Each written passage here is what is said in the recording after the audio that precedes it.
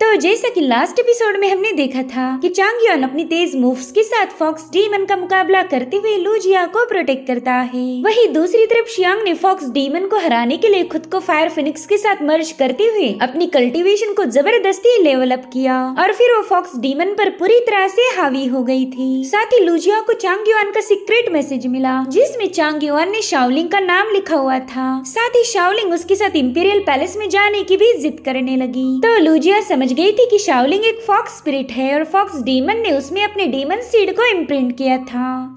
अब आगे तो इस एपिसोड की शुरुआत उसी सीन से होती जहां पर शाओलिंग और चांग युआन शियांग और फॉक्स डीमन के दरमियान चल रहे मुकाबले के क्लैशेस को एंजॉय कर रहे थे। चांग युआन कह रहा था कि भले इन दोनों में फाइट चल रही लेकिन दूर से तो ये किसी आतिशबाजी जैसे नजर आ रहा। तभी शाओलिंग उससे कहने लगी कि सीनियर, पिछली बार आपने मुझे एक टाओइस्ट की कहानी बताई थी, मुझे लगता है कि वो आपकी ही कहानी होगी। जिस पर चांग युआन जवाब देता है कि हाँ, तुमने सही पहचाना, दरअसल वो मेरे पास्ट लाइफ की कहानी थी। शाओलिंग कहने लगी कि आपकी स्टोरी के अकॉर्डिंग आपके मास्टर ने आपको खत्म कर दिया था, फिर उसके बाद आपके साथ क्या हुआ? तो चांग युआन उसे बताता है कि मुझे एक बहुत ही अजीब सी जगह पर ट्रैप किया गया, ऐसा लग रहा था कि मानो कोई अलग ही दुनिया हो। शाओलिंग तो इस जगह का जिक्र सुनते ही थोड़ी सी क्यूरियस हो गई और उससे कहने लगी कि सीनियर, कहीं वो डिवाइन रन तो नहीं थी? जिस पर चांग युआन कहता है कि मुझे नहीं लगता वो डिवाइन रल्म होगी, वैसे मैंने तो आज तक कभी डिवाइन रल्म को देखा ही नहीं, तो मैं कोई अंदाजा नहीं लगा सकता। सच बताओ तो मैं अपने पास्ट के बारे में सब कुछ जानना चाहता हूँ, इसी वजह से मैं जाओ स्टेट में रुक गया क्योंकि यहाँ से मुझे मेरे सवालों के जवाब मिल सकते हैं। और फिर चांग युआन ने उससे एक सवाल पूछा कि वैसे ये सारी इन्फॉर्मेशन तुम पूछ रही थी या फिर वो फॉक्स डीमन? जो सुनते ही शाओलिंग डर के मारे कांपने लगी। उससे कहती कि सीनियर, आप मेरे साथ ऐसी बात क्यों कर रहे हो? वैसे अगर मैं सही वक्त पर तुम्हारे पास नहीं आता तो तुम उस लुजिया के साथ इंपीरियल कोर्ट जाने वाली थी, तो बताओ फिर वहाँ जाकर तुम क्या करने वाली थी? तुम्हारा कोई तो प्लान जरूर होगा। जिस पर शाओलिंग कहती, सीनियर, कभी कभी तो मुझे ऐसा लगता है कि मेरे माइंड पर मेरा बिल्कुल भी कंट्रोल नहीं रहा, ऐसा लगता है कि कोई मेरे माइंड को काबू कर रहा। तो चांग युआन उससे पूछता है कि बताओ तुम ये सब कब से एक्सपीरियंस कर रही हो? तो शाओलिंग उसे बताने लगी कि जाओ स्टेट में आने के बाद जब हमारे मास्टर ने हम पर अटैक किया था, उसी दिन से ये सब शुरू हुआ। उस दिन जब मुझे होश आया तब मैंने देखा कि एक छोटा सा फॉक्स मेरा लाड कर रहा है। पहला तो मुझे लगा कि वो मेरी इनेट स्पिरिट होगी, मगर तभी अचानक से वो फॉक्स ईवल बन गया। उसमें से एक बहुत ही खतरनाक फॉक्स डीमन बाहर आ गया था। वो मुझसे कहने लगा कि मैं जानता हूँ तुम्हें पावरफुल बनना है, तो क्यों ना इस काम में मैं तुम्हारी मदद करूँ। और फिर वो सीधे मेरी बॉडी में एंटर कर गया। यहाँ पर शाओलिंग काफी ज्यादा पैनिक हुई थी। तो चांग युआन उसे बताता है कि वो तुम्हारी कोई मदद नहीं करने वाला, बल्कि वो तो बस अपना मकसद पूरा करना चाहता है। उससे रोते हुए कहने लगे कि सीनियर, अभी भी वक्त है, मुझे खत्म कर दीजिए। तो चांग युआन उसे बताता है कि तुम बिल्कुल फिक्र मत करो, मेरे पास एक तरीका है जिससे मैं तुम्हें बचा लूंगा। तो शाओलिंग उससे कह रही थी कि आप उस डीमन को अंडर एस्टिमेट नहीं कर सकते, वो काफी ज्यादा पावरफुल है, आप बस देखते जाओ कि वो कैसे प्रिंसेस शियांग, फिर लुजिया और फिर हम दोनों को मार देगा। और तभी अचानक से उसके अंदर मौजूद डीमन सीड उस पर हावी हो गया, मगर चांग युआन अपनी टाओइस्ट पावर का यूज करते हुए तुरंत ही उसे सप्रेस कर देता है। साथ ही वो शाओलिंग से कह रहा था कि चलो ये सब छोड़ो, मुझे अपनी बचपन की कहानियां सुनाओ। यहाँ पर चांग युआन बस उसे डिस्ट्रैक्ट करना चाहता था। वहीं दूसरी तरफ फॉक्स डीमन और शियांग के दरमियान जबरदस्त मुकाबला हो रहा था। वो दोनों फिलहाल कल्टीवेशन की सेम लेवल पर है, जिसके चलते कोई भी हार मानने के लिए तैयार नहीं था। यहाँ पर फॉक्स डीमन शियांग पर अपने बहुत ही खतरनाक आइस लेंसेज से अटैक कर रहा था, मगर शियांग तो तुरंत ही वहाँ से गायब हो गई। वो डीमन उसे इधर उधर ढूंढ रहा था कि तभी उसी के आइस लेंसेज के साथ शियांग उसके पास पहुँच गई। यहाँ पर तो शियांग उसी के वेपन का यूज करके उस पर हमला कर रही थी, जो देखकर फॉक्स डीमन उस पे काफी ज्यादा भड़क जाता है। वो शियांग से पूछ रहा था कि तुम्हारे पास इतनी सारी एबिलिटीज कहाँ से आई?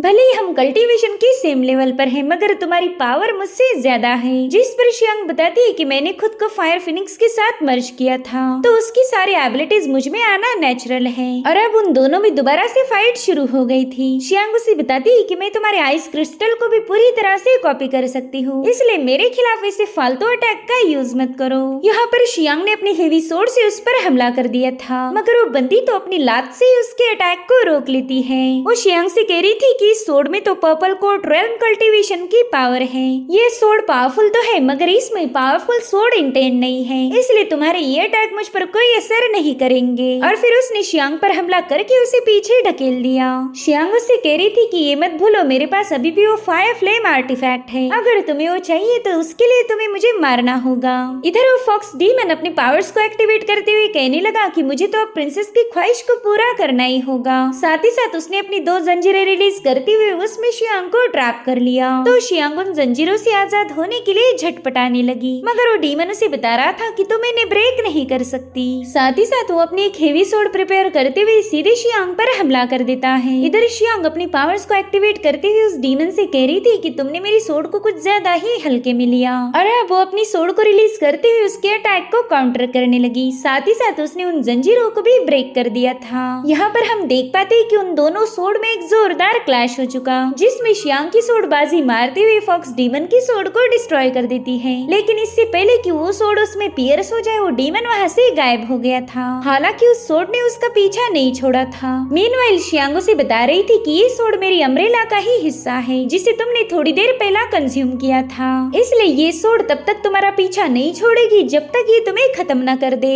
जो सुनकर वो फॉक्स डीमन गुस्से में कह रहा था कि लड़की तुम तो काफी बड़ी चालबाज निकली, लेकिन अगर तुम्हारी माँ से तुम्हारा मुकाबला किया जाए तो तुम उसके सामने कुछ भी नहीं हो। यहाँ पर वो फॉक्स डीमन सीधे आकर शियांग के साथ भिड़ गया था। साथ ही साथ वो देखता है कि शियांग की सोर्ड अब उसके एकदम करीब आ चुकी है, तो फटाक से वहाँ से गायब होकर उस सोर्ड को सीधे शियांग पर ही हिट करता है। हालांकि शियांग की सोर्ड ने समय रहते अपने मास्टर को पहचान कर अपने अटैक को होल्ड कर लिया। तब तक फॉक्स डीमन अपने फाइनल अटैक को प्रिपेयर करना शुरू कर देता है। उसने यहाँ पर डीमन क्लाउड थंडर को एक्टिवेट किया था, जो देखकर लूजिया कहने लगी कि ये अटैक तो काफी ज्यादा पावरफुल है, मुझे नहीं लगता कि प्रिंसेस शियांग इसे हैंडल कर पाएगी, और ना ही मेरे पास मेरी सोर्ड है जो मैं उस डीमन को रोक पाऊँ। मेरे ख्याल से जाओ स्टेट को छोड़ना ही सही ऑप्शन होगा। जिसके बाद लूजिया तुरंत ही वहाँ से रवाना हो गई। इधर उस फॉक्स डीमन ने अपने क्लाउड थंडर को पूरी तरह से एक्टिवेट कर दिया था, जिसके चलते वो डीमन खुद एक जायंट में तब्दील हो गया था, और फिर वो यहाँ पर अपनी रोरिंग टेक्निक का यूज करते हुए अपना डोमिनेंस शो करता है। साथ ही साथ वो शियांग पर हमला करने के लिए पूरी तरह से तैयार था, मगर यहाँ पर हम देख पाते हैं कि शियांग के चेहरे पर एक स्माइल है।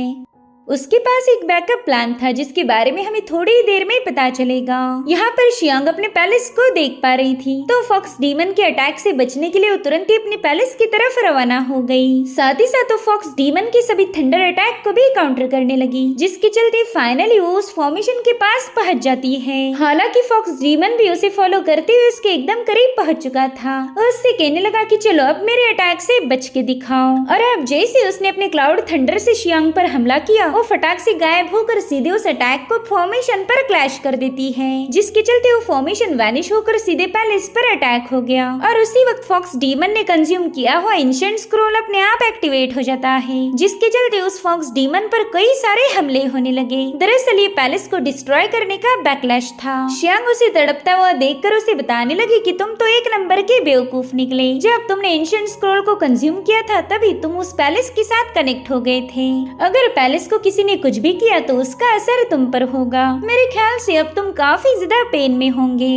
इधर वो फॉक्स डीमन उससे कह रहा था कि मुझे तो कभी लगा नहीं था तुम अपने ही पैलेस को डिस्ट्रॉय करोगी। जिस पर शियांग कह रही थी कि तुम्हारे जैसे डीमन को मारने के लिए मैं इसे 1000 पैलेस कुर्बान कर दूं। और उतने में वो डीमन उससे पूछने लगा कि बताओ फायर फ्लेम आर्टिफैक्ट कहाँ पर है, कहीं वो आर्टिफैक्ट भी इस पैलेस के साथ डिस्ट्रॉय तो नहीं हुआ। वो डीमन उस पर इरिटेट होकर कई सारे हमले करने की कोशिश कर रहा था। साथ ही साथ वो उससे पूछता है कि बताओ यहाँ पर तुम्हारी कौन मदद कर रहा है। जिस पर शियांग अपने एक्सट्रीम पावर्स को एक्टिवेट करते हुए कहने लगे कि तुम कुछ ज्यादा ही सवाल पूछते हो और मेरे पास तुम्हारे फालतू सवालों का कोई जवाब नहीं। यहाँ पर शियांग ने अपनी बहुत ही जबरदस्त फ्लाइंग सोर्ड को एक्टिवेट किया था, जो कि सीधी जाकर उस फॉक्स डीमन के आर पार घुस चुकी थी। वेल इसमें है रेड अम्ब्रेला की पावर, जो कि एक गजब का आर्टिफैक्ट थी, और उसी पावर ने उस फॉक्स डीमन को तड़पाती हुई सीधे पैलेस के सीढ़ियों पर लाकर पटक दिया। शियांग उसे बता रही थी कि दरअसल ये सोर्ड मेरी रेड अम्ब्रेला का हिस्सा थी, जिसे तुमने कंज्यूम किया, तो अब मेरी सोर्ड वापस से अपने अम्ब्रेला के पास जा चुकी है। अब बस थोड़ी देर में सब कुछ खत्म हो जाएगा। इधर वो डीमन उस सोर्ड को बाहर पुल करने की कोशिश करते हुए कहने लगा कि सब कुछ खत्म तब होगा जब मैं तुम्हें अपने हाथों से मार दूं। उतने में ही शियांग अपनी अम्ब्रेला पर सवार होकर उसे उस डीमन के अंदर और ज्यादा पियर्स करने लगी। वो उसे बता रही थी कि बस थोड़ी देर में पैलेस का फॉर्मेशन एक्टिवेट हो जाएगा और मुझे तुम्हें बताने की जरूरत नहीं कि ये फॉर्मेशन फॉर्मेशन ईवल या फिर डीमन को खत्म कर सकता है। तो बस अब तुम अपनी मौत का यहीं पर इंतजार करो, तब तक मैं जाकर फॉर्मेशन को एक्टिवेट करती हूँ। जिसके बाद शियांग ने जाकर फायर फ्लेम आर्टिफैक्ट का यूज करते हुए इस फॉर्मेशन को एक्टिवेट किया। इधर फॉक्स डीमन को काफी ज्यादा पेन हो रही थी और उतने में ही लूजिया उसके सामने आ गई। वो फॉक्स डीमन उससे कह रहा था कि मैं जानता हूँ तुमने उस बंदी की मदद की थी। मेरी थंडर अटैक को रिलीज करते ही तुमने इस फॉर्मेशन को क्लोज कर दिया था ताकि वो अटैक सीधे जाकर पैलेस पर हिट हो जाए और उसी का बैकलैश मुझे झेलना पड़ा। मगर कोई नहीं, मैं तो बस सही मौके का इंतजार कर रहा हूँ। उतने में ही लूजिया ने अपने सोर्ड फॉर्मेशन को एक्टिवेट करते हुए उस डीमन पर कई सारी तलवारों से हमला कर दिया,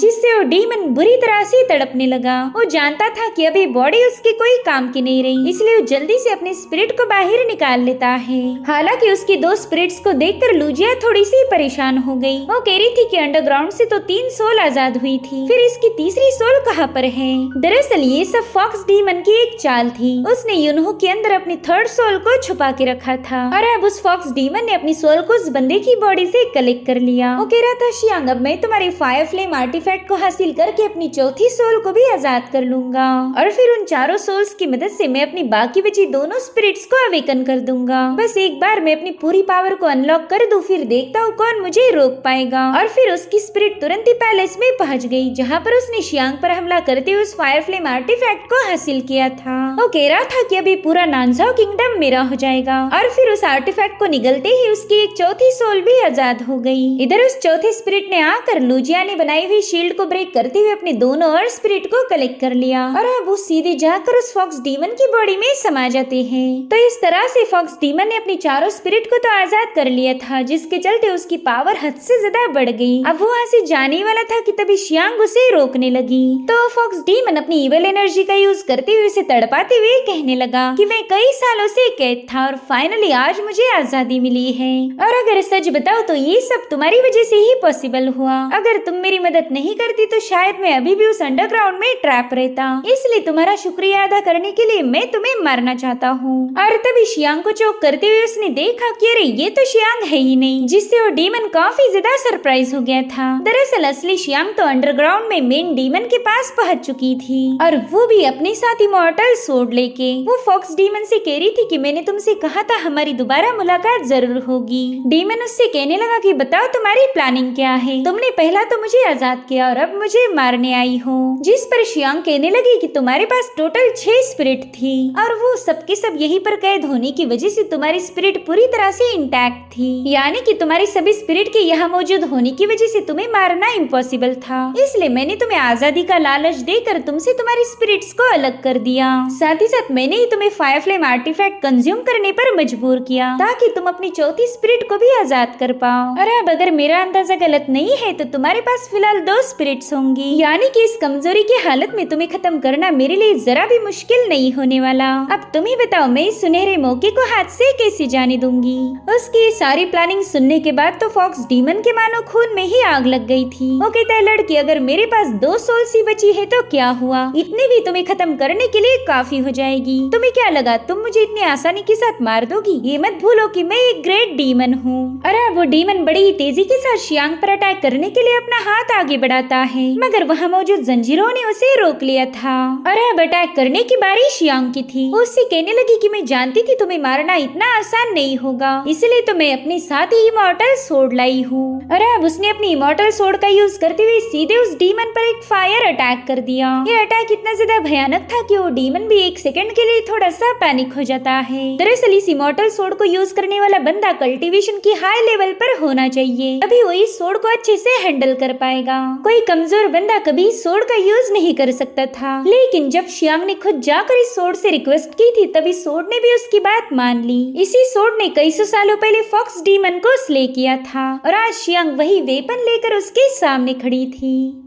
इधर वो फॉक्स डीमन उसे गुस्से में कहता है कि लड़की तूने एक बार फिर से मुझे बेवकूफ बनाया। तूने पहला मुझे कहा था कि तू इस सोर्ड का यूज नहीं कर सकती क्योंकि तेरी कल्टीवेशन लो है। जिस पर शियांग जवाब देती है कि हाँ तुमने बिल्कुल सही कहा, मैं इस सोर्ड का यूज नहीं कर सकती क्योंकि मेरी कल्टीवेशन उतनी हायर लेवल पर नहीं पहुंची। लेकिन फिलहाल तुम अपने वीकेस्ट पॉइंट पर हो और तुम्हें मारने के लिए मैं थोड़े बहुत स्लैश अटैक तो कर ही सकती हूँ। और फिर शियांग ने उस फॉक्स डीमन पर एक जोरदार स्लैश अटैक रिलीज कर दिया। उस एक ही स्लैश अटैक में उस डीमन डीमन का हाथ कट के नीचे गिर गया था, जिसके चलते वो गुस्से में आकर शियांग पर अटैक कर देता है। उस डीमन ने दोबारा से अपने हाथ को रीजनरेट करने की कोशिश की, लेकिन वो इमॉर्टल सोर्ड उसे ऐसा नहीं करने देती। वहीं दूसरी तरफ फॉक्स डीमन की चारों स्पिरिट मिलकर शियांग की दोस्त पर हमले करने लगी। उन्हें अभी तक रियलाइज नहीं हुआ था कि उनका मेन फॉर्म खतरे में है। इधर वो डीमन शियांग से कह रहा था कि मैं इस पूरी सिटी को जलाकर राख कर सकता हूँ। मैं जानता हूँ अगर ये सिटी डिस्ट्रॉय हो गई तो मैं भी इसके साथ मारा जाऊंगा, लेकिन वैसे भी तो तुम मुझे मारना चाहती हो, तो क्यों ना जाते जाते मैं तुम्हारा भी नुकसान कर दूं। और उतने में शियांग ने उसके सीने पर एक जोरदार वार कर दिया, जिससे वो डीमन स्पिरिट काफी ज्यादा तड़प रहा था। शियांग उसे बताती है कि मेरा ये वाला अटैक सीधा तुम्हारी प्रिमोर्डियल स्पिरिट पर हिट हुआ था, जो कि ऑलरेडी बुरी तरह से घायल हो चुका है। अब तुम ही बताओ, बिना प्रिमोर्डियल स्पिरिट के तुम मेरा क्या उखाड़ लोगे? तुम्हें बस अब एक ही चीज मिल सकती है, जो कि होगी मौत। और अब शियांग ने अपनी गजब के पावर्स का यूज करते हुए उस पर मुसलसल स्लैश अटैक रिलीज करना शुरू कर दिए। उसके हर एक वार ने उस डीमन को बुरी तरह से घायल कर दिया और अब वो एक फाइनल अटैक करने के लिए उसके एकदम करीब पहुंच जाती है।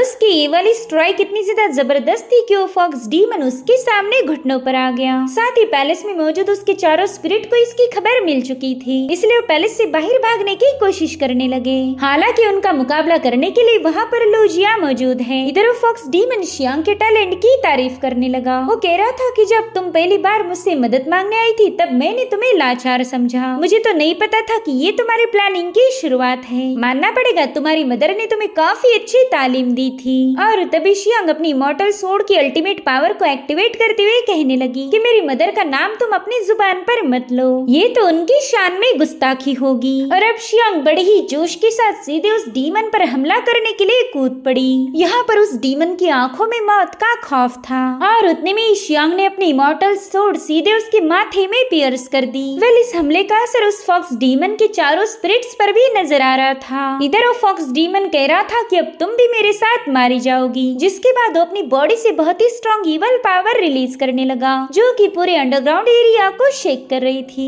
वही दूसरी तरफ उसकी चारों स्पिरिट्स अपने आप डिस्ट्रॉय हो गए, जो देखकर तो लूजिया को अपनी आंखों पर यकीन नहीं हो रहा था। लूजिया समझ जाती कि शायद प्रिंसेस शियांग ने उस डीमन को मार दिया होगा। आखिरकार जाओ स्टेट की तकदीर अब पलटने वाली है। यहाँ पर हम देख पाते कि उस फॉक्स डीमन की वजह से पूरे पैलेस पर काले बादल घिर चुके थे, मगर जैसे वो डीमन मारा गया ये बादल अपने आप छटने लगे। एक लंबे अरसे के बाद जाओ स्टेट में एक सुनहरी धूप खिल गई। इधर अंडरग्राउंड एरिया में हम शियांग को देख पाते, जो कि उस डीमन को खत्म करने के बाद बुरी तरह से एग्जॉस्ट हो चुकी थी। कोई भी इमॉर्टल सोर्ड को आसानी के साथ हैंडल नहीं कर सकता, मगर शियांग ने ये कारनामा कर दिखाया। सबसे पहला तो उसने इस फॉक्स डीमन की मदद से अपने दुश्मनों को निपटा दिया और फिर एम्प्रेस की पोजीशन को क्लेम करते हुए उसने फॉक्स डीमन को भी निपटा दिया, ताकि जाओ स्टेट पूरी तरह से आजाद हो जाए। वो अपनी मदर को मिस करते हुए कहने लगी कि आपने मेरे लिए जो ट्रायल रखी थी उसे मैंने पूरा कर दिया, आपका एग्जाम मैंने पास कर लिया है। मुझे नाज है कि मैं आपकी बेटी हूँ। और इसी के साथ ही जबरदस्त एपिसोड यहीं पर एंड हो जाता है। Thank you so much for watching. Bye bye, take care.